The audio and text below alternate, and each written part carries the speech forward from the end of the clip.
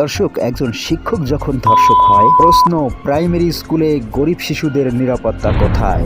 দর্শক, তুলে ধরছি বেহায়া নির্লজ্জ একজন প্রাইমারি শিক্ষকের বর্বরতা। আব্বুর ধরে মায়ের সব কইছে, আব্বু কইছে যে স্কুল যাওয়া লাগবে না।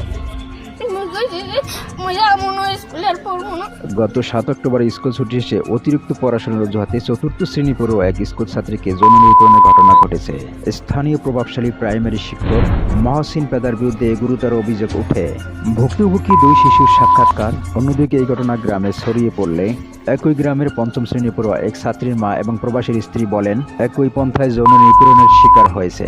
মহসিন প্রভাবশালী হয় আমাদের কথা কেউ বিশ্বাস করবে কিনা এমন সন্দেহে মুখ খোলেনি এতদিন। সাম্প্রতিক এই ঘটনাটি এলাকা চাঞ্চল্যের সৃষ্টি হলে এদিকে শিক্ষক মহসিন এটিওকে 30,000 টাকা দিয়ে একদিনের ভিতরে তিনি 131 নং সরকারি প্রাথমিক বিদ্যালয়ে বদলি হয়ে যান। নেকড়ার এই ঘটনাটি ঘটেছে পিরোজপুর জেলার মঠবাড়ি উপজেলার 140 নং ভোগলপাতি সরকারি প্রাথমিক বিদ্যালয়। ও আরো 2 করছে এরকম ঘটনার বিচার যদি না করি ও তো আরো 5 জায়গাতেই করবে এরকম। সতর্ক থাকুন, নিজের সন্তানকে সুরক্ষিত রাখুন। লিড নিউজ পান্না ভাই।